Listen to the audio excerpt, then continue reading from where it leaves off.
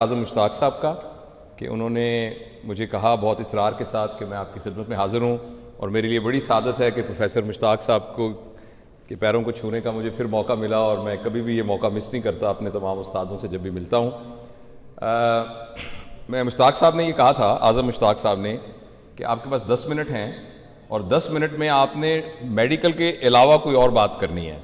तो अभी मैं रास्ते में सोचता आ रहा था कि मैं आपसे क्या बात करूँ, तो मुझे याद आया कि आजकल ये व्हाट्सएप का दौर है और बहुत सारी बातें जो दुनिया में होती हैं वो सब तक पहुंच जाती हैं।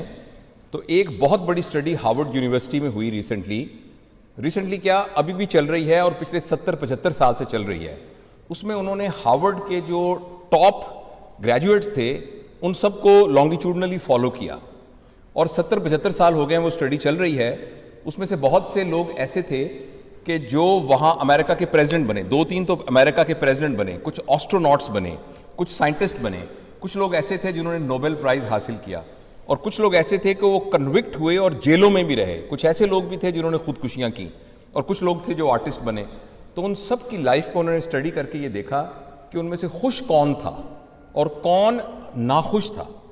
तो आप हैरान होंगे कि उस सारी स्टडी के नतीजे में जो सेंस ऑफ वेल बीइंग है और हैप्पीनेस है और जो एक मुतमईन ज़िंदगी है, उसका जब क्राइटेरिया देखा गया तो उसमें एक चीज़ कॉमन थी और वो कॉमन चीज़ पैसा नहीं थी, वो ओहदा नहीं था, वो डिग्री नहीं थी, वो तालीम नहीं थी, वो बच्चों की तादाद नहीं थी, वो बच्चों की सक्सेस नहीं थी।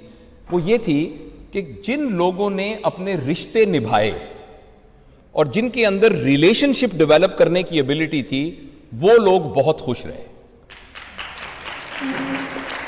जो रिश्तों को बना सके, रिश्तों को निभा सके, रिश्तों के सिलसिले में कोई कॉन्फ्लिक्ट आ जाए तो उसको बर्दाश्त कर सके, तो वो लोग थे कि जो कि ज़िंदगी में इत्मीनान के साथ ज़िंदगी गुजारी।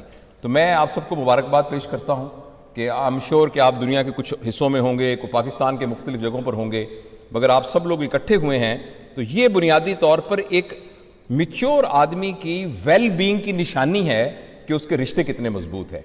तो इस सिलसिले में आपको मुबारकबाद पेश करता हूँ। दूसरी बात जो मैं आप मुख्तसर बताना चाहता हूँ इसी ज़मन के अंदर कि और क्या क्या हमें लिटरेचर क्या कहता है कि अगर इंसान मुतमईन है तो उसका क्या क्राइटेरिया है। तो उस सिलसिले में आप सब जानते हैं कि हमारे एक इंसान को हम 4 हिस्सों में तकसीम कर सकते हैं। एक इंसान जो चलता हुआ आ रहा है हमारे सामने, उसके अंदर बुनियादी तौर पर 4 डायमेंशंस हैं। उसकी एक डायमेंशन उसकी फिजिकल डायमेंशन है।